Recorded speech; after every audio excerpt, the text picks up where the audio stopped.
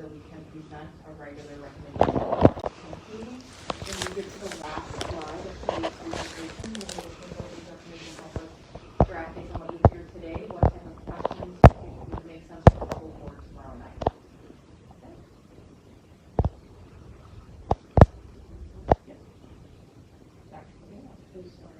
So, actually, if you could go back up to that special meeting discussion. Just a couple points. One of the items it's unusual to have a special meeting on staffing. The work that is done by the buildings is long and arduous, and they take into consideration a number of different variables inside their own buildings, as Ms. Moore said a little while ago, that help make the framework work. One of the things that's missing from that framework that has come into question, and rightfully so, over the last couple years, has been about what the smallest class sizes can be, right? And that's a significant portion of this discussion, right? We're not necessarily asking the board to make a determination about a number, right, but provide guidance to us so that we understand what the direction should be when it comes to the other side of the framework. Where we say this is how big they should be. There is also the issue of how small they should be to effectively, both from a physical perspective and from an instructional perspective, run an effective class, while also offering students the types of courses that they need. So one of the issues at play here, as you can see, the Board of Ed Administration, the second paragraph, has been questioned about the practicality of creating identical course offerings. So that really is what is at the heart of this discussion today and then for the special meeting. And this information, everything that follows, is a presentation of the ramifications for offering similar number of courses, so actually equitable courses at both schools. I want to make it really clear that the sectioning and staffing decisions do not affect the ongoing collaboration about curriculum alignment. That there is a difference between making sure that two courses that are the same have the same outcomes and resources, and the students are getting the same experience when they're in the course. That's one thing. The other half of this, not to be confused, is actually running the same courses at both schools. Right? So when we talk about curriculum alignment, we're talking about actually running like the actual content of the courses, right? But when we talk about curriculum equity or curriculum equality, it's about how many classes run at each school. Maybe the next one. So this is just the three things that we want to make sure the board has front of mind. Number one is what I was just saying. Right. Typically, if a class has about under 12 students requesting a course, it typically doesn't run. Right. There are a number of instances over the last few years where this might not have been the case for one reason or another, but generally speaking, that's kind of a line where we start to say it might not be practical for a course like that to run, either from a financial perspective or full board meetings. Right, has caused a sort of decision point. We have to make a determination about running all the courses regardless of student enrollment or not. Right, it's important to remember that once we start a sequence with a small number of students, we lock in a small class size as that group goes through its high school experience. You'll see that most notably when Mr. Martzoff and Principal Pokorny start talking about the biology sections and biology honors that, at Hinsdale South, given the two different sequences that the board adopted in the program of studies. Right. This is also the case in language programs, where we typically are locking in a small class size if we run a year 1 through 4 years. So those are some of the discussion points that we'd like to bring to sort of give you an overview, bring to your attention, right? Because those are the ones that we're going to want to talk through. So these are our current enrollments. I do want to thank Assistant Superintendent Cheryl Moore for describing. The framework is based on course student request. It's not based on enrollment data, but that would be a different framework for trying to decide what the staffing should be. But we do want to give you an idea of where we're at in regards to enrollment for next year compared to this year. Hinsdale Central will be down about 60 students anticipated at this moment in time for next year, with 2448 as our enrollment. So for Hinsdale South, you can see, our projected enrollment for next year is 1283, being up 17 students. And I'll echo what Principal Walsh and Assistant Superintendent Cheryl Moore said. When we look at the staffing framework, we're looking at numbers of students who requested each course in order to build the staffing framework. We aren't necessarily taking the enrollment number and we build a master schedule based on student course requests. For the transition center, this is a little bit trickier because a lot of the students don't automatically articulate. They make a decision of whether they want to continue. But we have enough history to know a certain percentage for each program will say yes. We are looking at, we were back in 3 or 4 years ago, we were in the 90s, around 90, 97. Last year we made it to 112 students, and we are projecting 135 for next year. And I will switch to Josh Stevenson, who is paying close attention to the overall projections. We do anticipate growth over the next 2 to 3 years, and then at some point a plateau at a regular amount for the transition center.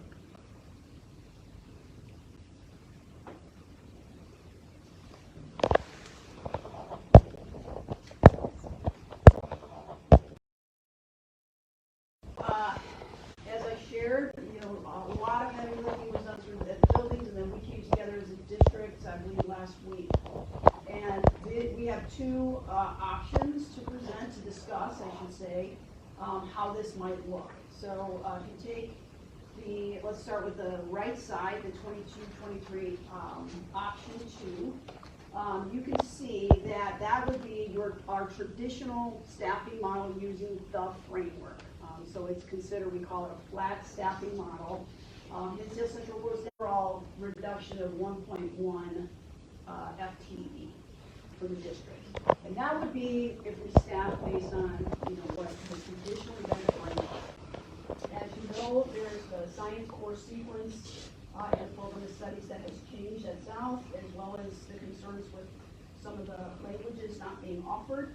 And so we did a second run to take a look at what would staffing look like if we, at Hinsdale South, ran the science course, the 2 courses, and then Latin and German. Am I missing anything? Okay. So that would result in an additional 2.9 FTE, which is essentially 3 full-time, close to 3 full-time employees.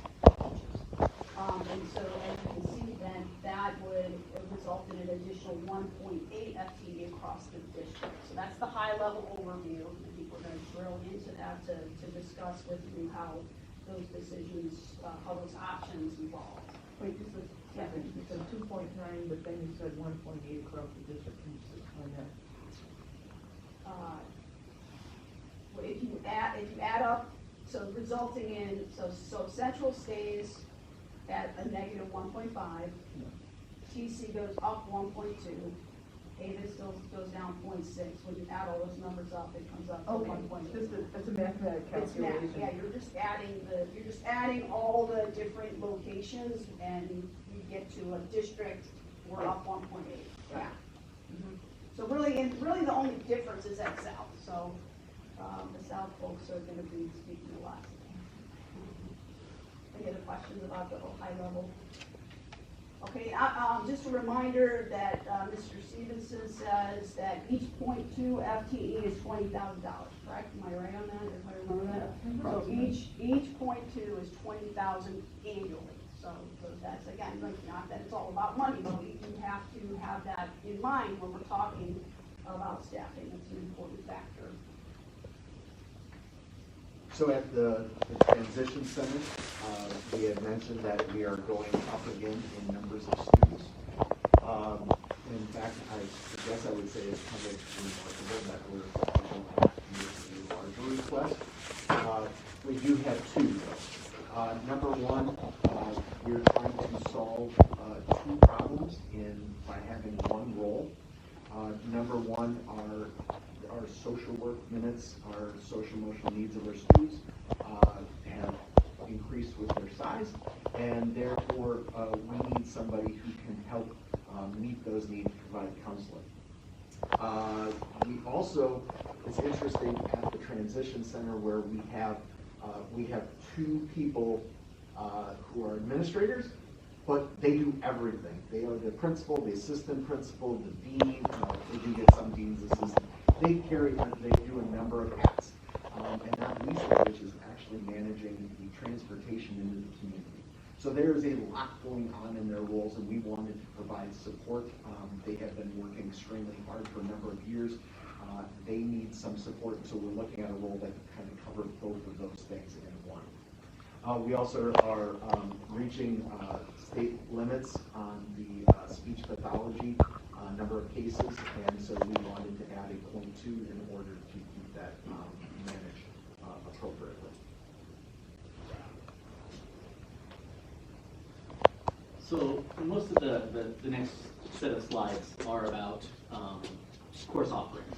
So we're going to go through some details.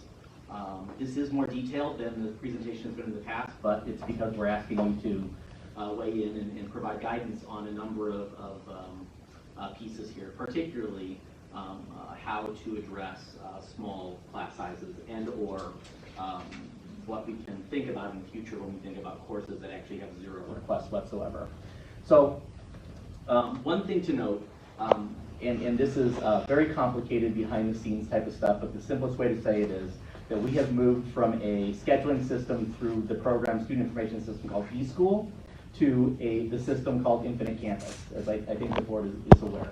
Right? That transition has necessitated a slightly different way that we input courses into the system.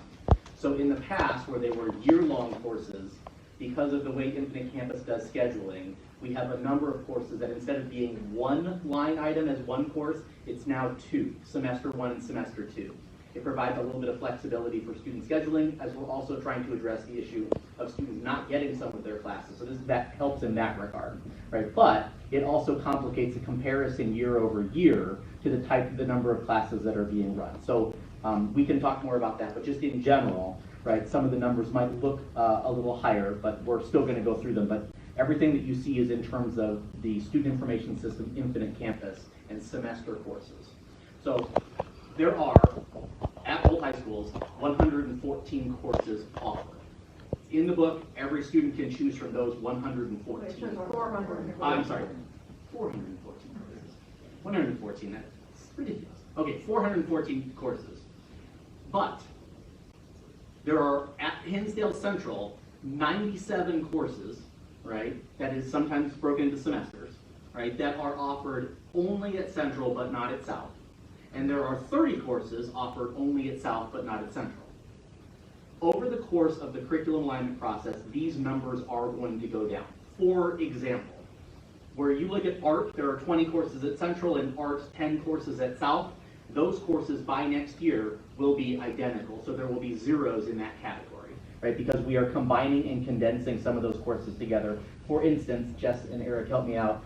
At South we have drawing and painting, and at Central we have Separately drawing and painting. so those will come together into one aligned set of coursework, and then the art department is working very closely with Jess Hurt on how that's operating. So there are some places where these are going to get closer together. English is another area, CTE is another area. Please note science. Science has 18 courses, primarily because it has been and continues to run 2 robust science sequences. And there are multiple other courses at Central that have been running, while South has had a single course sequence for a very long time. Right? So there are places in here where you can see the alignment process will begin to chip away at these differences, but this is the current reality of what is being offered in the separate buildings that we're continuing to work on. Next slide. Oh, I'm sorry, Jess and Eric, I know we're all supposed to be combined. Okay. Just one more Yeah. on the last one, if you go back. You'll notice in mathematics, right, there are 12, and that's from they're still having the lower level classes, the G level classes at Central, that South has eliminated, and over the course of time, as Dr. Covino said, right, those will diminish as we work to eliminate the G level classes. Okay, we need to slow down just a bit here. Even though I've been through this many years, trying to understand this. You have a number 97, courses only offered at Central. I added up, there's only 95 in this list, but that's. Oh, there are two courses we call administrative, they're like study hall-ish courses that are actually, they're actually offered at both campuses, they're called different things. It's, again, something we'll help with the alignment. You also talked about the fact that we're now factoring in semester courses, and are they treated the same as a full year course? It's just that Infinity allows you to make a distinction. Okay, so now, looking at this first one, it says R20, does that mean that's uniquely only offered at Central? And then moving over to South, R10, those are 10 courses that are only uniquely offered at South? Yes. Okay, without regard to whether they're semester length or year length? I think most of them are size. Those are semester, but correct, if you're looking at the numbers, it's regardless of its semester length. Okay, that's my question. For example, under that 20 at Central is called, like two of them are called drawing and Yeah, painting. so we have drawing and design, and we have painting, because we are, next year they'll have the same course which South already has, which is drawing and painting, combining those two. It might help, if, Ms. Moore, would you click on the link there? The courses offered at both schools? Okay. Wow. Okay. Yeah. No, this is it, this is it. Okay, so this is the sheet that's attached for the board to see and to understand. And you gotta give huge props to Mr. Martzoff and Ms. Hurt for making something this detailed. So the course names are on the left, but you can see like the drawing and paintings and all the different courses that are here. Yellow on the right means that it's only offered at South. Red, or red equivalent on the left, means it's only offered at Central. So if you slide right here, this is that painting course. So while there are students here and there are no students there, it's because that painting course is actually drawing and painting, which is above, which is only offered at South but not here. So these are the types of things that will come together with the alignment process. Okay, so when you said the alignment process, I think you said it'll be zeroed out. Would you explain further what you meant by that? Yes, that there will be courses that come off of this list that are no longer offered because they're going to be offered under a new name, which is a combined both district-wide course. Okay, and at what point does that get solidified? October of next year with the board's blessing. Okay, all right. In art, right? We will be rolling these out over the course of the next 3 years in all the different subject So it'll be areas. 3 years before this entire list is eliminated. Correct, yeah, if you remember back to the program of studies where we had that blue chart at the top of every section, right, and had the years across, that last one is when they're all be the same.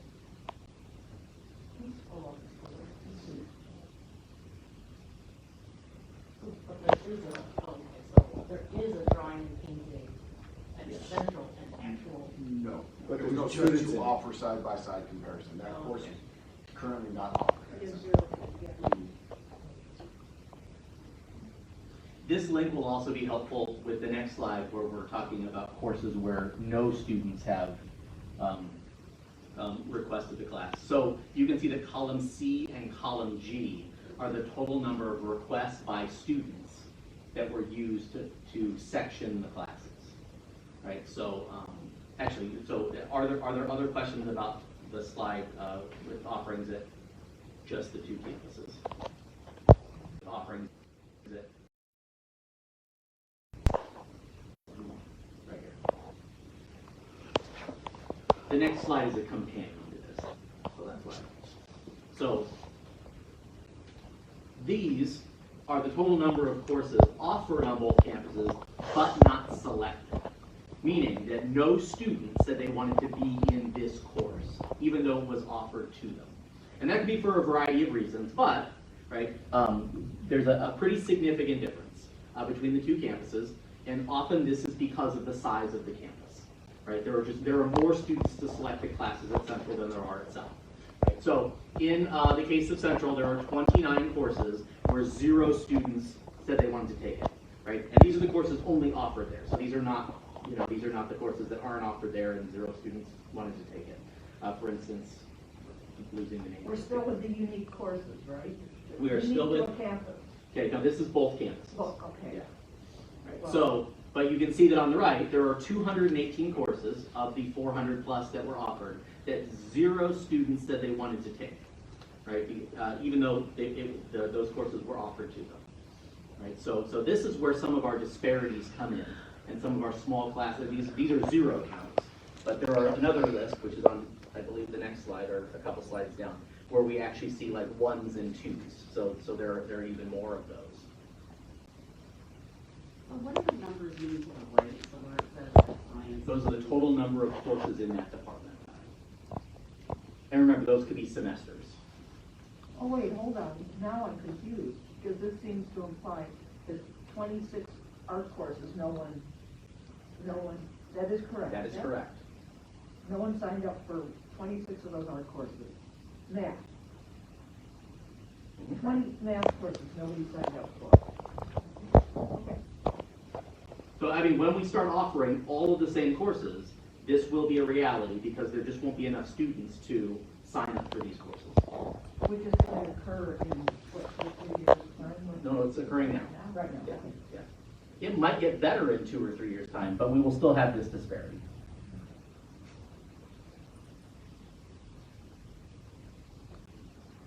Okay, so one of the things we want to talk about is stacked courses. One of the things that's been brought up is just about how many courses get stacked, and I just want to reiterate that stacking courses is a regular thing that happens in schools, right? It's not something that is unique to District 86. It happens all over the place, but here are the actual numbers for this year as we predict the schedule to come together. If you scroll up just a touch more, or eliminate that bar at the bottom. Okay, so at Hinsdale South, we will have we'll have 7 super stacked class by members of the community who are also here today, right? There are 8 currently projected at Hinsdale South and 6 at Hinsdale Central. 27 courses into 8, 25 individual courses into 6. This is often the case when you have a sequence of courses that you don't want to eliminate because it takes away an opportunity for a student, but when you have a very low number of kids in a course. For instance, Mr. Martzoff, help me out with French. French is one that... French, if you add up 4 honors, 8 French, and 8 French, you have 7 students. So if we want to cut off the French opportunity from the student who started in it, right, then we could eliminate these stacked courses. But because we have, by offering year 1, we commit to the sequence, at least that's how it has been in the past, right? We continue to offer these courses, but rather than having, say, 1 student in a course, right, we would mix that or stack that with other courses. But just what this slide is supposed to show is that there is not a tremendous disparity of stacked courses between the 2 campuses, and that's often because it's regular. They're very different, though. I think in Hinsdale Central there are a number of stacked jazz band courses for early bird and for digital video. I'm saying it Yeah, wrong. usually like a regular section and an honor section, we will stack, but certainly those 3+ stacks include things like in acting, photography, digital imaging, those are all classes that we historically stack.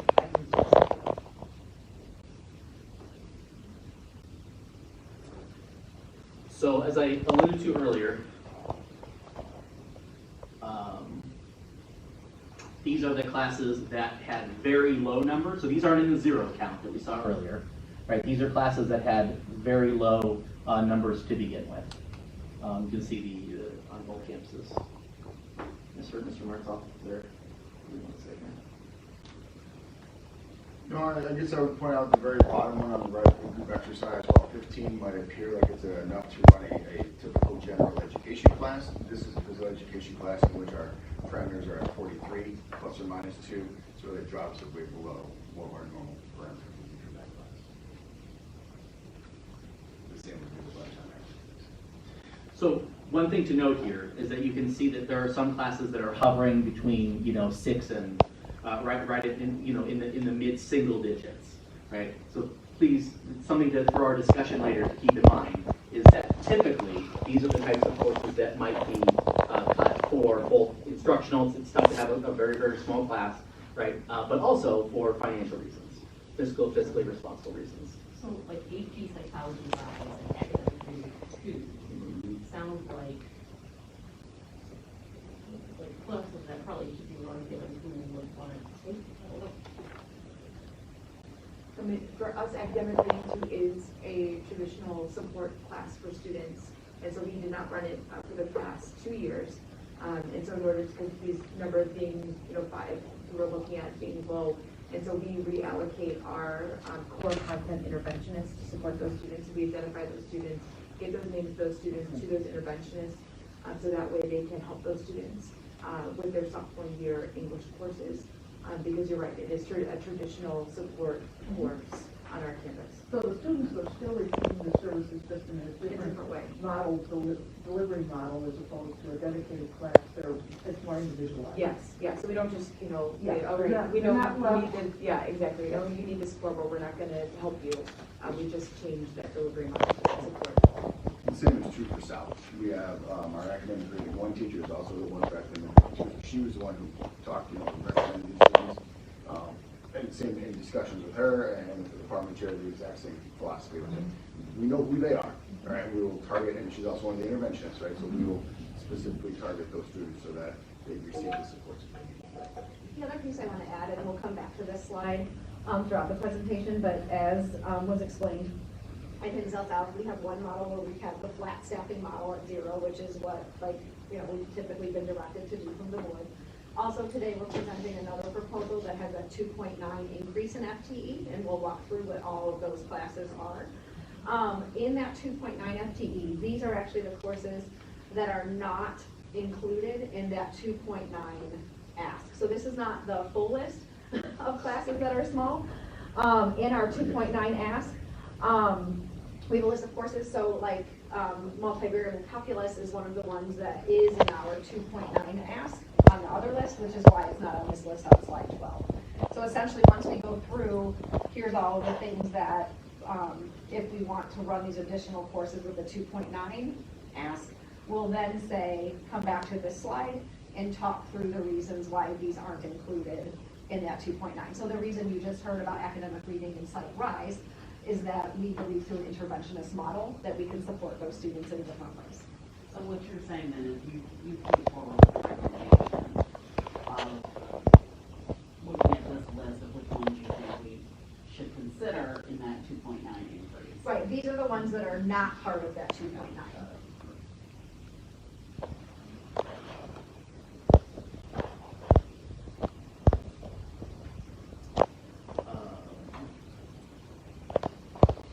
So this, it actually makes it for a nice transition, what Principal Corney was just saying.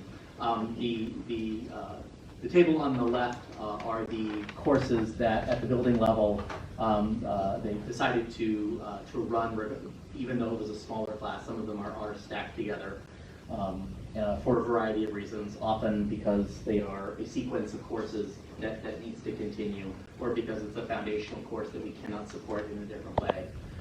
The list are the two tables, or the longer table on the right, and forgive my use of rainbow pastel colors or whatever these are. I was just trying to separate the courses out that are stacked. These are the courses that are in the 2.9 model, and the ones with the asterisks next to them would be some of the courses that might not be in the flat staffing model. Right, so you can see that this is what it kind of looks like if we run a number of the courses that we are thinking about. But as a preview, upper right corner at South, regular biology had 9 requests, and biology honors had 6. Right, it is included in the additional staffing model. And go ahead and scroll up just a little bit. Another one to look at is, keep going one more. The very bottom left-hand corner, Math Topics 1 and multivariable calculus would be another that is included in the larger recommendation with additional staffing, but again, would run with a very small size. Right, so that's kind of the part of the discussion here as a preview.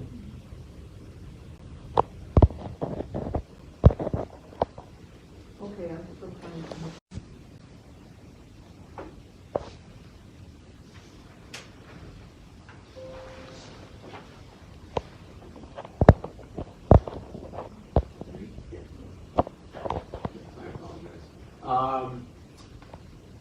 So what we're looking at here is a total actual enrollment, actual FTE from this year in the first column, actual FY 2022, how much licensed staff we have in each department compared to what we are proposing for this year at Hinsdale Central High School. The red, it's counterintuitive to my mind, the red is actually an increase in FTE, the parentheses. It's going to cost the district more money. That's why it's sort of run that way, because you're increasing the FTE cost. And the black is actually a reduction, because it's in the black for the district. If you know. Finance guy makes us Finance do it guy. this way here. So you gotta keep in Favorable, mind how you're reading unfavorable. this. It can get a little confusing. So with being student requests, we are down 2.5 FTE at Hinsdale Central to begin with. That aligns pretty much with, if you look at the total enrollment, down to 60 students. 2.85 might be a little higher than you might normally think, but again, it's based on student requests. There are no unusual course cancellations, as you saw a couple slides before. The classes we're requesting are really low enrollment requests, below 10. No, we're not running any class with a course where students requested, where 10 or less students requested that course. The course selections vary from year to year. Again, just different based on electives and what students are interested in. Student requests align more favorably with our staffing framework, meaning that if we're following that 25 plus or minus 2, or 43 plus or minus 2, or 24 plus or minus 2, or 22 plus or minus 2 in those lab classes, our numbers just happen to roll more favorably to that, which is why I think we're seeing a larger reduction in FTE. There are other years that didn't. All of a sudden you're running their classes. And we're also making a request this year, our department chairs to be back in the classroom. There's been a massive request from our licensed staff looking for leadership and experience being in the classroom as they're providing guidance on their professional growth of classroom instruction. So we want to get those department chairs back in the classroom, teaching and learning, so when they are evaluating, when they're observing, they can make recommendations based on their own experiences and what they're seeing as well. So we're actually asking them to go back. Well, we're doing it at both schools. There is a difference here, I'll be honest. Hinsdale Central is actually asking for even more assistant department chairs. Well, we put the DC back in. They're each going to teach one class. The idea is somebody would move out to be an assistant DC. So it would be a wash. That would normally be a wash. That's what happened at South. At Hinsdale Central, because of the size and scope of our buildings and our staffing, we're asking for an additional assistant department chair to maintain the quality of leadership that goes on within that department. Because we all recognize that being back in the classroom to teach is one thing, prepping, learning, grading, meeting with students is a whole nother component. And based again on the size, we're asking our core content DCs plus world language to get an a 0.4 assistant DC instead of a 0.2, which is increasing our FTE from, we're moving our FTE from down 2.5 to only down 1.5. That sounds very confusing. I can answer questions if you have. Okay, so now I want to get back to this simple numbers without thinking about all of the complications of the Yeah. courses. We're just talking numbers. Reduction of 2.5 FTE, but that is offset by this jiggering of department chairs, so it's really only at 1.5. That is correct. Okay, I'm just speaking purely about numbers, not about the logistics of who's qualified to teach what. Just numbers. The hospital to take that 1.5 and move it to Hinsdale South. The To problem, offset the 2.9. I think on face value, you can always look at that. That's The right, problem, just purely numbers, without thinking about the logistics of who's qualified to teach what. that's how we staff anyway. So when there's a reduction, those individuals have a right to those positions at District 86, not to Hinsdale. That's part So of that's the- actually what yeah. happens. Right. But it also, it's more complicated No, I than know that. that. I Yeah. know that. I know you know that, but I'm trying to say it on the record. It doesn't just, I get it, I was just Yeah. thinking, I think that's what we're suggesting, that's what option number 1 would do, which is essentially saying if we were staffing in prior years, we would save the district 1.1 FTE, we'd save $100,000, whatever. We're set, option 2 is saying you take that $100,000, add it here, and then add an additional 1.8. That is what option 2 It's is. just shifting, they're not two separate That's correct. schools, it's one district and it's, yes. Yes, that would be option 2. is In the, theory. in theory, and it works this year. you never know how the requests are going to come in subsequent years, so. We could be, or how enrollment will look in subsequent years, so I could be back here a year from now asking for more or less FTE. But just based in on- theory, the fact that In theory. that we're not dealing with two separate systems, that we have, because it's one school Correct. district, Correct. we have the capability That is correct. of shifting personnel. to balance Where, that. yes, based on quality, what they can teach, yes, qualification. I want to talk more about department share community, Mhm. but like that whole concept, I'm still Mhm. thinking through. So there's a little bit of historical context that we might provide that Wendy just. Yeah, so our department chairs used to teach, and there used to be an old framework for how much they taught, based on number of staff members, number of students in the building, all sorts of different components within it. So historically, our department chairs taught classes. I think all of them did. I don't think anybody was fully out. Only special. Special ed was the only one, thank you. The special ed was the only, but now they're directors, so it's not even that anymore. And then we pulled them out of the classroom when we began the strategic plan, goal 1, curriculum alignment, curriculum unification, whatever term you want to use to it, because that was such a heavy lift for those departments and for our leadership, and because we wanted to make sure they were collaborating across buildings. So they now have been out of the classroom, I want to say 3 years. I think it's 3 years. And having done Panorama, having done building level surveys of our staff, it has become very clear, particularly under COVID and all the transitions of classroom environment, is our teachers are looking for honest professional growth and some constructive criticism on what they can do to be better in the classroom. And we've put our department chairs at a slight disadvantage because they haven't had to be in the classroom, particularly in our COVID learning environments.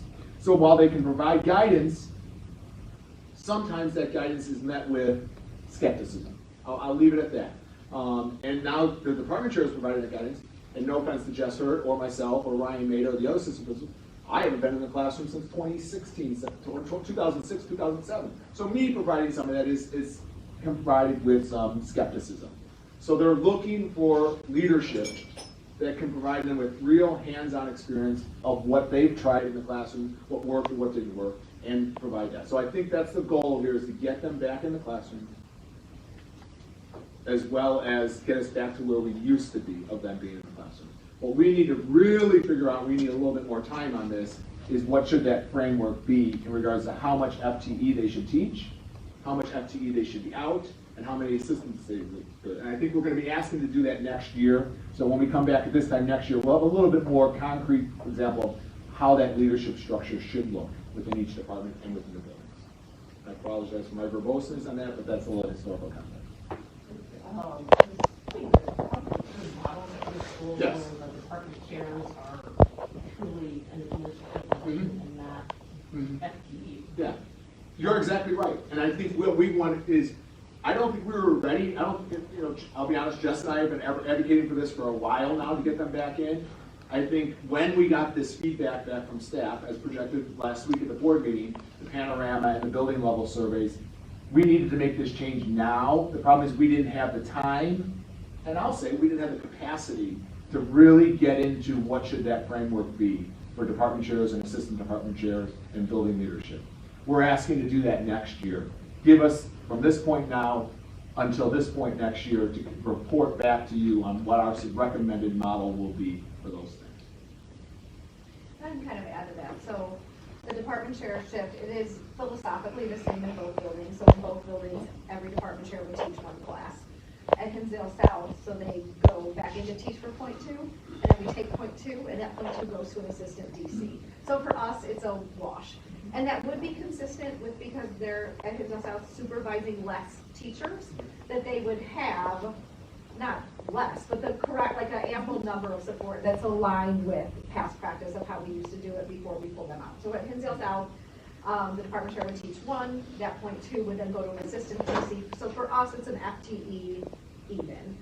Central, because the department chair has more teachers in which to supervise, theirs would be the teacher goes in, instead of the point 2, that comes out to make it a wash, an additional point 2, so that, like, take English BC, would have a 0.4 assistant DC support at Hinsdale Central, and at Hinsdale South, it would be a 0.2 assistant DC support. So that's why Central's is on there as asking for that kind of additional 1.0, and at South, ours is an even wash, if that helps.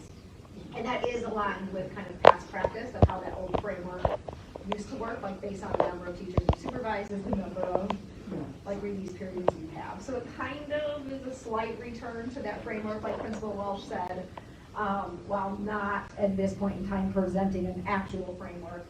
It's kind of a slow progression back there. So just an example, Hinsdale Central, David Lang, department chair for English, supervises 34 staff members. And Nancy Elo, department chair at South, supervises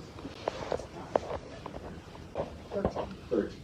So we're asking David to have 0.4 assistant department versus 0.2, just to help him in the management of the curriculum. Alignment is continuing to ongoing, as well as the supervision of his staff, providing constructive feedback as well. Yeah. I'm just gonna say a little less about the numbers and the fiscal impact and the velocity that the department chair should be. I will say that the feedback, so I worked in 3 different districts and done this 3 different ways, and teachers do see value in having their supervisor live their life. And there is value to that, when you're walking in a classroom with students and having seen the students struggle through the things they're struggling through and the instructional practices and the implication of grading and all those things, you then have that lens to bring back to the people who supervise. So that is the logic, the value, that is what surfaced in the panorama for sure, at least, yeah, I would have been in here.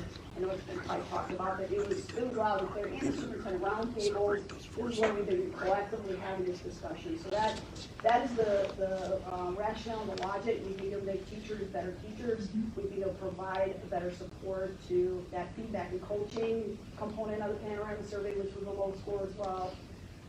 So we do see that that is the reason for it. And that's so helpful, because over the years, we've gone through this flexible thinking about the role of department chairs, and which leads me to my question, since we're not impacting anyone's, they've always remained in the bargaining unit, we've never removed them from bargaining unit, so that's not an issue. And since they are maintaining their full-time status, there's no bargaining implications to what we're doing. Get assigned to do it. And I think it was so helpful that we had that panorama, and also what occurs at the roundtable, because it is a change in where we were 4 or 5 years ago on this issue of the role of the department chairs, should they be in a more of an administrative function. And so it's helpful having that feedback from them, as well as the in real-time feedback that occurs at the administrative roundtable. So I'm glad to see that we're getting the input from everybody on this. How long have the department chairs been fairly in I mean, we've got no teaching, 30 years? this is year 3, just completed. And if you ask them, many of them will say that they're dying to get back into a teaching role because they know it will personally make them a better leader in their department. I think several of us on this line here who have been department chairs. I was gonna say, as, someone in this election, the only person in Surrey who was a department chair in this, district, and as a teacher, it was the best part of my day, and it also made me a sharper leader and a sharper teacher. Just having those students, right, and you get that feedback from students. You're also hearing in real time what students think about what's happening in your department. So that is, it was sad. I know that a lot of our department chairs, I mean, they took that on, that responsibility and that role, knowing that the best part about it was that they still got to teach a class. And so that has been something that, Bill and I confront all the time with those leaders, because it's not the job that they necessarily signed up for. So that shift has been really difficult for a lot of them who, you think of, I think we also think of ourselves, we're educators first, we're teachers first, our school sites first. Right, and so I think that part of it is really important. And then just to be super clear, this is only talking about our core department chairs plus world language. This is not our department chairs that go across the building, so not CTE, not art and music, and not PE, health, and driver ed, just to be super clear. So not, an important part of the discussion, but back to kind of the staffing and, you know, again, like this department chair thing does ultimately have benefits to students because again, it brings the department chairs closer to the classroom, which ultimately is what we want for the people who need this work, like curriculum work and such. Anything else on yours, Bill? No, I'm good. All right, so. Well, if you're good. So the next part, Hinsdale South has two options. This first one is option one. The reason why, and this was stated at the beginning, why we have this meeting and the special meeting is that this would require a departure from the flat staffing model that we've used in the past. This is an increase of 2.9 FTE like we've heard. And I'm gonna skip the second bullet for a second, I will come back to it. This does include running the new science sequence, the multivariable calculus, and some de-stacking going on at the Crunch 3 and Crunch 4 levels. It allows us to be generally compliant with the 70-30 general ed special education ratios in our classes. Does allow us to run more electives that will be running at Hinsdale Central, and it also has that department chair shift, but again, that piece is a wash. Going back to the second bullet, we just want the board to be aware that while this is an increase in 2.9, that it does have that kind of compounded FTE, that once we decide we're running Latin 1, we're all in, that we then obviously commit to running that for 4 years for those students that want to complete the sequence. So that's the increase 2.9, the departure from flat staffing. And then again, it's also the departure from following the 25 plus or minus 2 ratio, like Dr. Covino said. It allows us to run some of those classes at a smaller level. The next slide is just what it looks like if we stay flat. So if we decide to maintain the current practices of flat, it allows us, it will require us to have additional numbers of staffed and canceled courses, and would have us not running some of the classes that we would be running in that 2.9. So we have, and kind of we can follow your lead here, but we did make kind of a menu of options there that walk you through the detail of the 2.9. And so we are seeking from guidance of, we could go all in with the 2.9 ask. The board could kind of go through this and direct us to say, like, run this one, but not that one. That would then impact the 2.9. And then, like I said, when we're finished with the 2.9, we can go back to that other slide and see if there's any classes on that other slide that the board would like us to address also. But when we're talking about the 2.9, we're solely dealing with Hinsdale South. Correct. But your recommendation based on your review of this is the 2.9. Yeah, it's our recommendation, assuming that the board gives us a blessing to depart from flat staffing model. In the past, we've always come forward with a recommendation that fits that flat staffing model. And we know like last year, we had to make some really hard decisions, for example, with like Latin 1 and German 1, because we were staying flat. So the 2.9 is that balance of the two. So I know it is not the purpose of today's discussion, which is the staffing issue, but I'm consequences, and I'm assuming Josh will be addressing those at a different time, or are we going to be addressing those today? Not today, but I think that is an important piece I want to not lose sight of. You know, yeah, we recommend I recommend 14.9. Yeah, I mean, it's I recommend yeah, 1-to-1 tutors, yeah, so right, we do have to be well. mindful that if the 2.9 is the answer, then we do have to have Josh weigh and say, well, this is the cost, and this is where we're gonna have to cut. or Right, this the is solves, money. where the budget Yeah, so solves. we're not talking about that today. We want to kind of get this idea of. But I think it's important to keep Very that in important. mind, because in a perfect world, we would have small classes, or the ideal size for every single class, and we'd be able to offer every course without staffing, but that's not the reality. Right. So, and that the reality is the flat staffing, but taking into consideration our needs, our specific needs, that's where we make these deviations, because there's financial cost for those deviations, and I think that would need to be addressed, not here, but it's certainly something that needs to be taken into consideration. One thing that I would also add to that thinking is there's another dimension, which is time. What do these commitments mean over time?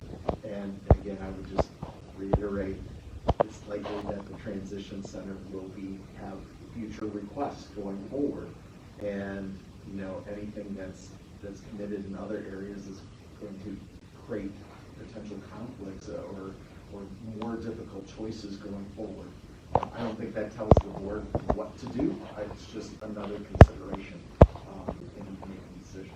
Well, and also when we think about our students with special needs, we have certain requirements that we need to meet pursuant to federal law that are overriding without regard to what the cost might be. Those would drive it.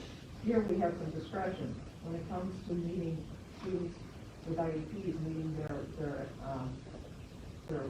needs. There's an obligation to meet those needs regardless of how we do that. And so I just want to assure you that the board is aware of that responsibility, and we're not going to be taking away from special ed just to balance the budget, because that's a whole separate requirement.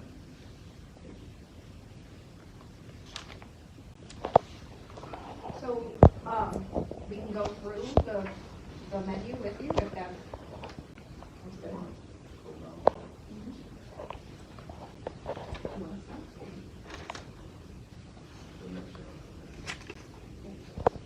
So, as Cheryl, mentioned, I'm just shrink the percentage. in the top left says 100, maybe like Smaller? what Well, I don't know, but it's a nice test already for me. and Just I'm so you're not not able- scrolling all over the place. Yeah, well, and I'm not able to pull it up on my computer. 75 is that's the work. 90 Well, maybe. 90 would All work. right. If you do 90, Cheryl. 90 it is. 90 works. 90? And I've requested that. You can see it. Dr. Covino, I don't, on the shared drive question, I think, as well, Tim gave us good advice, I think you have to put the individual board members in there. Okay, I'll add them individually. Yeah, he has you as, well, it's recognizing you. Well, I am. I couldn't get in there.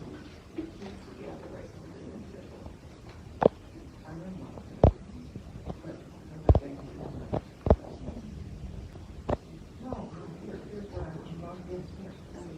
This is.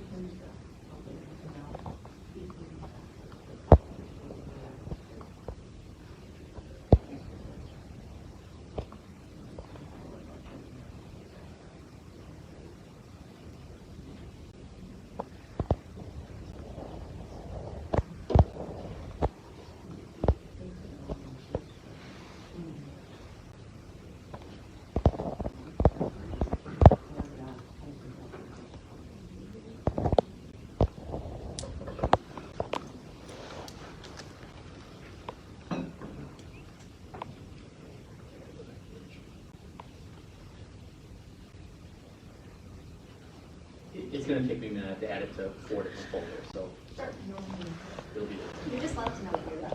oh, it's gonna be, I would proceed. Oh, do you want us to? Yeah, this is Okay. gonna take Okay. a good 4 or 5 minutes. Is everyone okay with us starting? Yeah, just go ahead. Okay. So on the very top, we have world languages because in both models, both the option 1 and option 2, the flat staffing, world language we have running. But we just wanted to draw the board's attention to the fact that if we run it with small sections, that would be compounding over the course of time, over those 3 years of it running. Right? Typically, especially with Latin, it's a student's second language, right? We do have some freshmen, we do also have some seniors in there, right? And some juniors and upperclassmen that are taking it as a second language. So that will not grow more than 10 students as it moves through. It will typically shrink as it moves through over the course of the sequence. So that's where it would be if we were to offer those courses. So assuming we're going to offer Latin 1 this year with 10 students, we'd offer Latin 1 and Latin 2 next year, Latin 1 and Latin 2, and then Latin Lit Honors in the sequence as it moves through. And it continues on.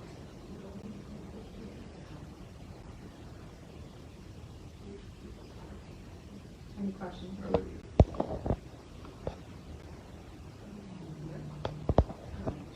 Do students typically stick with it all 3 years, or do you see people, like, could you have 3 Right. kids learning Latin in 3 years from now? We could see that in 3 years from now. Our World Language Department chair did do a survey of the students as to who was continuing on, who was not, and the reasons why. And the reasons varied from I want to take another class, right? I fulfill my 2 years of language, I want to take another class, or I'm no longer interested in that language, or this is my second language and I'm not moving on to something else. So it does vary. It is accurate to say that historical trend data, we do see a decrease. So the 10 students that start in Latin 1 historical trends would indicate that by the time those students take Latin Lit honors or AP Latin their junior or senior year, that number would be less than 10. So it's a risk in the future, if you start now, that, 3 years from now, you'd have a 0.6, which is 60.6 times 2, $120,000 commitment for 4 students or 7 It is students. absolutely possible. That's We have possible. run AP Latin and Latin Lit honors in the past with numbers as low as 6, because we commit to it, because the students started it.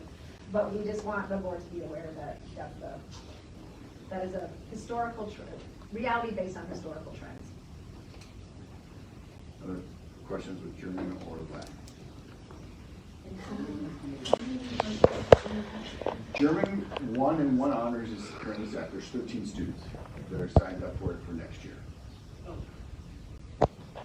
Similar with Latin, that does, historical data does show that decreases over the course. And these are the classes that are not running this year, is They're- that correct? These are ones that are currently not running. They're current, so we'll be adding new,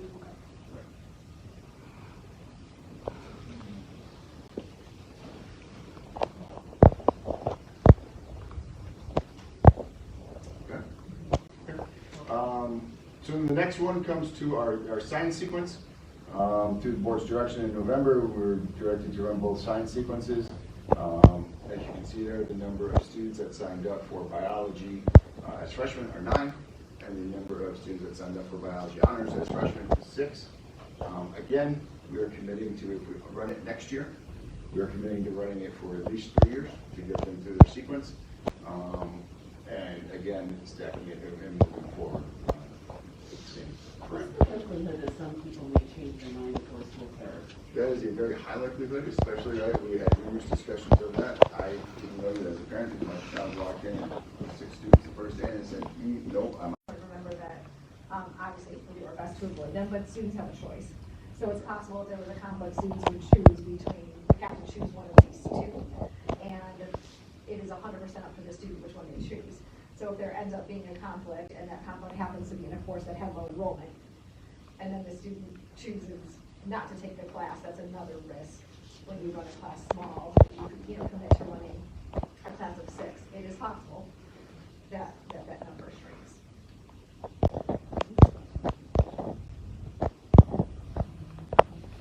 questions with the science.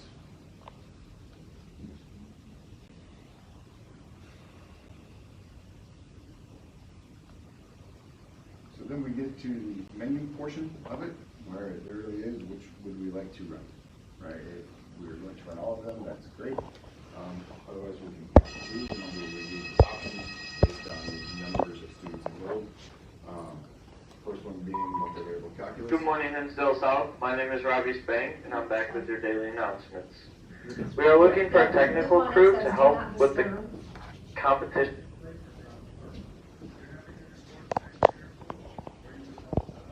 Currently, multivariable calculus, we have running stacked with math topics for a total of 8 students that signed up for both courses, stacking it. We could run it with 8 students total, or we could not run it. If we don't run it, we are saving 8.2 FTE. As noted, Hinsdale Central does run it, and the current average, or projected average, is 26.5 students per section. so Eric, that point two is in the 2.9. That point 2 is in the 2.9. It's now, do we want to run the 2.9, or do we want to start peeling back that 2.9? Yeah, and then and again, we have this level of detail for each of them, but for multivariable calculus with math topics, and this came up in the presentations that our math team presented during the alignment work when the teams were presenting. At Hinsdale South, we have a math topics class that is traditionally run without any FTE. Our department chair supervises that. It operates as an independent study where students can earn multivariable calculus credit through through net math. Net math throughout So university. it's like a online class? It's like, yeah, it's through the university. So that's how we've done it in the past. So this year we have 4 students that said, I want to do it the math topics way. We have 4 students that said, I want to do it the more traditional multivariable calculus way. So in our 2.9, the proposal is to have those 8 students who work together all in one class. They do a combination of the net math and a certified multivariable calculus teacher. important to note, math topics could be multivariable calc, or it could be finite math, or it could be discrete mathematics. It could be whatever they choose to run through that. There's multiple of options. So are you saying the student will have a choice, or would it one they would? In the math topics one, In math yes. topics, yes. And multivariable calculus, no. It's like, it's like independent study. It is AP 4 and 4. 4 and 4. 4 shows math Oh, topics, okay. 4 shows multivariable calculus. Got it. So that FTE column G, there, the FTE savings, that adds up to that 2.9, right? So these are the recommendations that we're asking. That's not a savings, that's a cost. Well, I'm saying if it doesn't run, it would be a savings, Okay. right? This is all based off of the 2.9. If it does not run, we would save 0.6. Right, so if it were a menu, like for example, like if we just go to the next one with math modeling, if the board were to say, we don't need to run math modeling with 8 students, it would save 0.1, and then we would be an increase of 2.8 instead of 2.9. So we're working our way down that 2.9. Got it. That was our, An offset. the logic in the math. Yeah. We can go down, right? Pre-calculus would be at 4 sections at 22 per section, or if you're in 3 sections at 29.3 per section, which is above our FTE parameter of 25 plus or minus 2. One of the things Principal Walsh talked about before was, kind of a positive with Hinsdale Central this year was that based on their student requests, it aligned very favorably with the framework. We had some breaks where it just did not align as favorably. This is one of them. So pre-calc honors, in order to stay flat, we would run 3 sections at 29.3, which is above the parameter, or we could run 4 sections, which is below the parameter, at 22. And so that's one of those decisions that gets us closer to the side, that helps us to mirror Hinsdale Central's class size, but it is at a cost of an additional 0.2. And then again, deviation away from flat staffing for Hinsdale Central.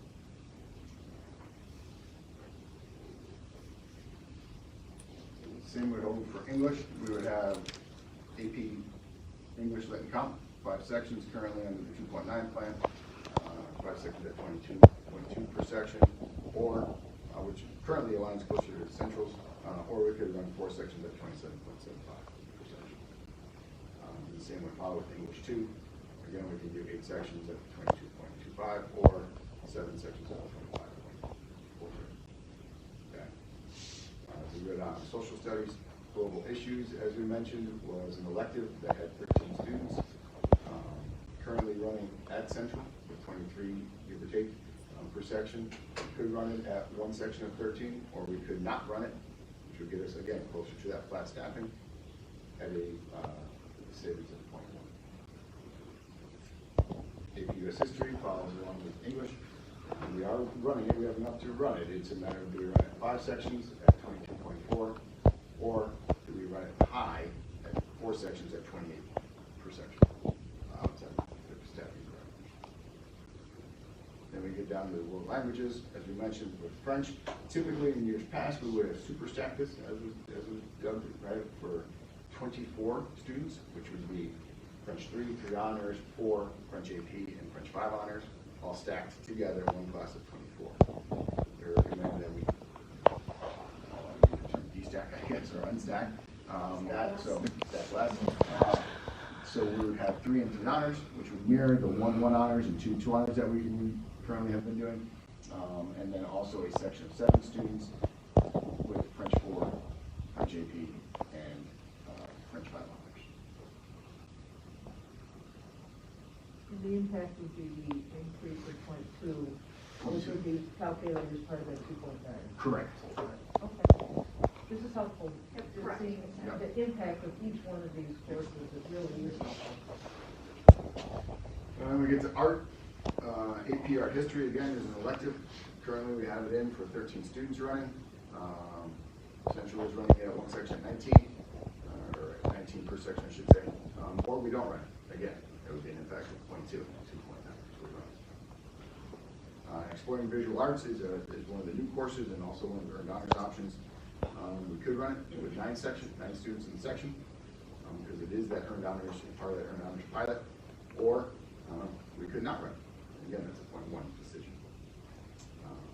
Is that a sequence, part of the sequence for art? No, that's the very first introductory art course. One of the reasons there's only 9 students, one of the reasons it is part of our recommendation, like Eric said, is it's part of that earned honors pilot, which we know we have students and staff excited about. It's just getting started. And we also know that has grade 5, and so it's part of our recommendation because it's new and it's building, and we want to build that excitement for that earned honors pilot. As we continue on in the business, we have digital literacy. We could run one section with 10 students, or again, not run it. Central is running it at 16 per section. And then we have business work experience. Central does not have business work experience currently, right? They are running internship, which is a similar but different, the alignment process for getting there. But the decision is 2 sections at 14.5. Which the students are going out, the teachers going out into the community, working with the employers to work with the students and to follow up with them, or 1 section at 29. Then we have family and consumer sciences. Currently, we are proposing clothing and construction 2 to be stacked with fashion merchandising to run 1 section at 15 students. We didn't have enough to run either, but we would like to run 1 section in clothes stacked, or not run it, again with the savings of 0.1. Technology and education, unstacking, engineering and manufacturing, and engineering capstone. So 1 section of 12 students with engineering and manufacturing, as well as 1 section of engineering capstone with 10, or we could super stack it, or not super stack, but stack the 2 together for 1 section with 22 students, or 0.2 students. And that would just be an example of in a flat staffing model, if we just kept it flat and having this conversation, that would have been a decision in tech ed we would have made, because 22 fits that framework. Right. When you're asked to be flat, that's a decision we make, so that's why separating them comes into play in the conversation if we're talking about not maintaining flat staffing. Correct. Then we have freshman PE, and then sections are just under 35, or we can run 8 sections at 30. Again, the staffing framework is at 36, 35.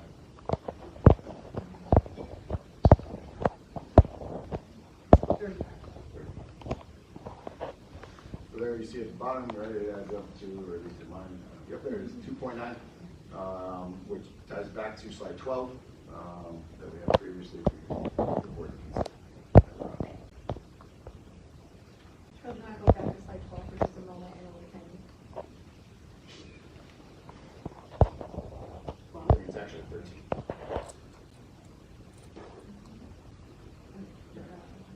No. Oh, slide 12. 13. One more. So we just want the board to be aware, these are classes that are not included in the 2.9. There's a variety of these reasons for each one. If I take geography, for example, 2 students signed up for geography. You'll notice we did recommend running global issues. So we would talk to those 2 students that signed up for geography, see if they were interested in global issues instead, or a different social studies elective that they could choose from. So we did want the board to be aware of this. Certainly, if it was the board's wish to run geography with 2 students, you could do that. But just we wanted you to see the classes that are not included in that. So the impact though of running geography with 2 students, what would that be an increase in FTE? Would that would be on top of the 2.5? That would be on top of that, correct? Right, and so to run an additional course, does that result in a? Go to slide 7 for a second, I think that helps answer that question. It basically just says, so this year, Hinsdale South has 114.6 full-time equivalencies, FTE. Kathleen, that's where you just add up all your .1s and all your .2s until you get to 114.6. Sure. And so typically, we have just operated under staying flat. So that's why this model has us following that parameter of being flat, making all of those decisions along the way to ensure that we stay flat. You can see Hinsdale Central, based on probably a combination of lower enrollment and the way their course requests work, came out below flat. And TC traditionally does not follow a flat staffing framework because special education, right, it just has that idea of providing for students differently. So that's where we end up, if we stay flat, again, we kind of followed that directive of coming in flat. That's what that's why we kind of made that menu to show if the board would like us not to come in flat, our recommendation would be. And the connection to that then is, when finance presents your financial forecast, it's based on flat team function, flat staffing, and the board directors otherwise, they don't have to go back and justify the financial forecast. That's why it's important to have the input, the financial input, because we can't make these decisions in a vacuum. Yeah, I just, again, philosophically, as, trying to understand over the years is that if each school has their flat FTE based on the current enrollment, the only time it's gonna change is if there's an enrollment bump or choice bump that's gonna kick up the need. So it's just, it's understandable, just trying to articulate that, the concept of a flat staffing and how that impacts year to year, how these choices are made. And so why it's important this year, when we committed as a board to create 2 science tracks, and I had said specifically, it's very difficult for one school to support those 2.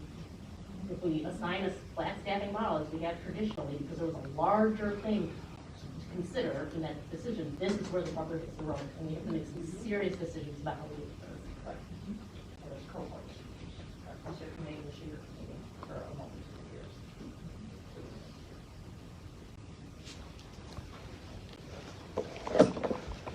So, going to the final slide. So this was the one that we were seeking, some feedback from HR committee in terms of now what you know, because we will present this again tomorrow night, but if you were to look at those top 3 bullets, do you believe what we presented today is giving us the direction we need to see on the board tomorrow? Do you see that it could be raised in this, or what are other things from your colleagues?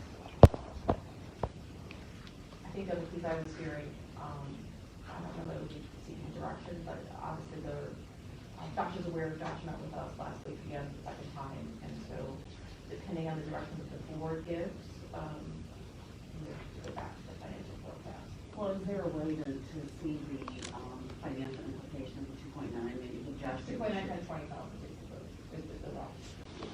So we can maybe point to add a slide to that. This is the cost of option 1, this is the cost of I think that would be 2. helpful, we Yeah. could lay that out.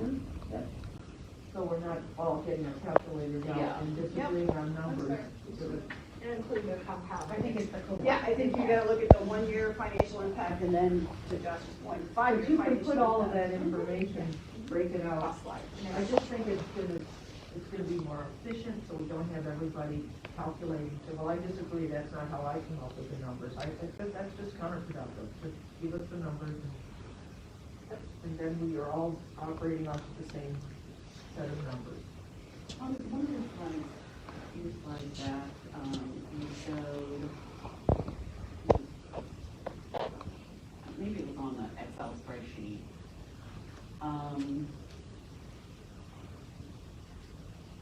As you were explaining some of the classes and your recommendations, is there any class that you would say you could staff that creates,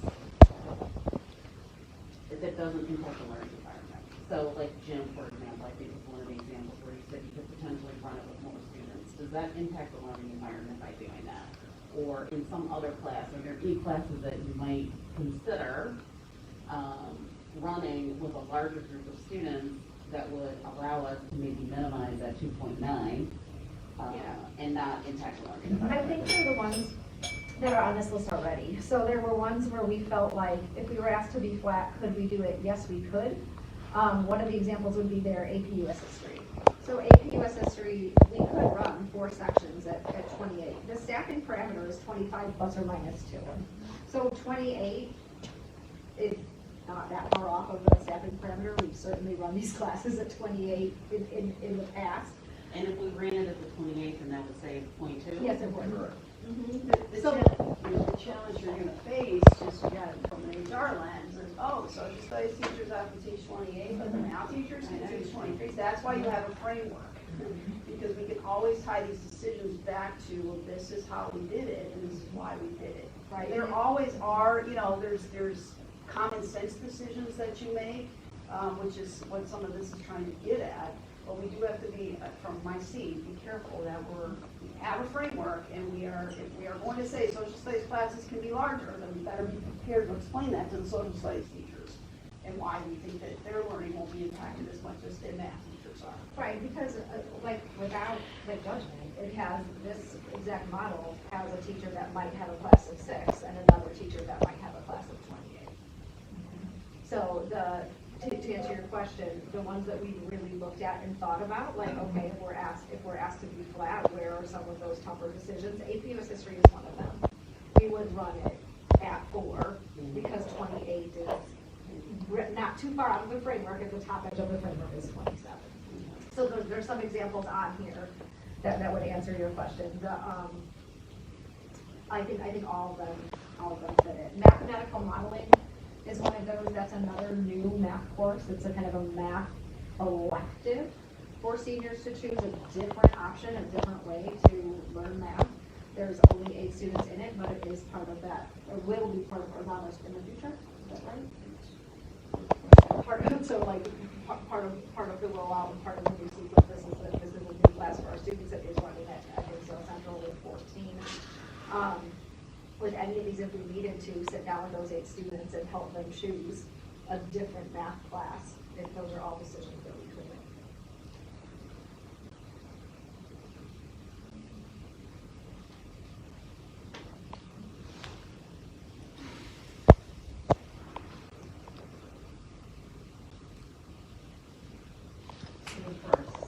Special meeting tomorrow, we'll be asking the full board for direction, so that then we can do direction basically on that menu. That menu will be walking through the same information and really spend time on the step menu piece and get direction around our original conversation of small class framework. Because obviously you can see there's a multitude of classes that we have, and then we would, based on the direction we receive tomorrow night, we will bring in a second recommendation kind of like something we traditionally would. If we're looking for directions, there's many courses that we would need for the sake of what is outside of the frameworks.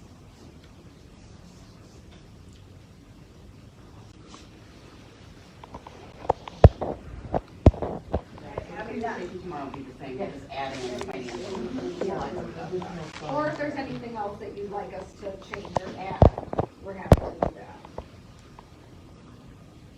I was just going to add, having been a staff in a 2 other district, I cannot give this team credit enough for the amount of agonizing thought process to go into how to meet everybody's needs as best as possible with the constraints. I truly, I mean, it really was a Herculean effort, and everybody, you guys did a great job, really.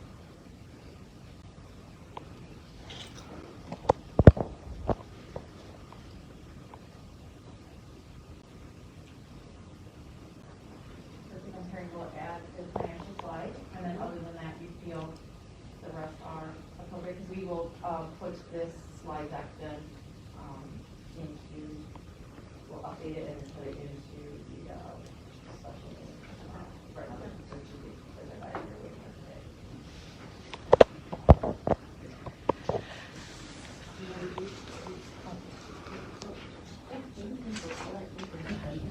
Yeah, really excellent to go over it over again, or it's wonderfully thorough presentation. So I appreciate that. It's great to visit through HR. So we shall now move to 4.1. If there's no more discussion, may I have a motion to adjourn the HR committee? May I have 2 minutes to make a few comments as an audience member? May I have a minute or 2 to make a comment as an audience member having seen this?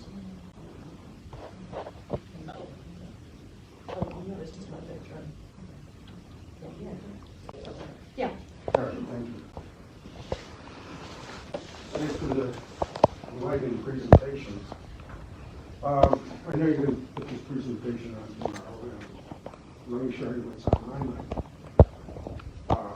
It's one thing to put courses into a common curriculum. And I saw you were all enthused about the program alignment presentation that was made back in October, I believe.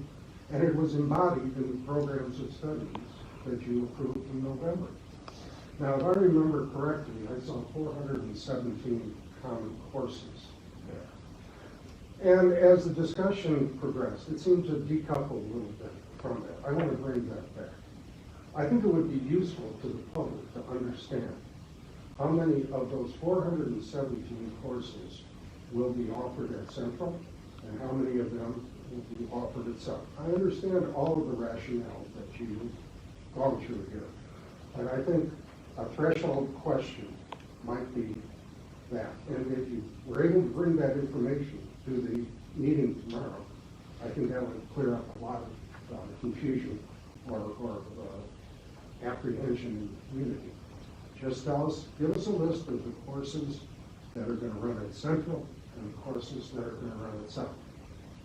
I've written to you on several occasions about what I counted as 43 courses that you have to catch up in order to match where Central is today.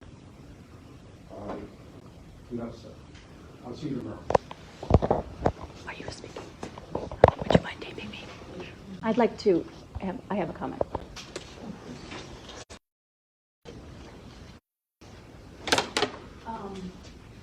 Thank you for that presentation. It's interesting to listen to this from 30,000 feet above.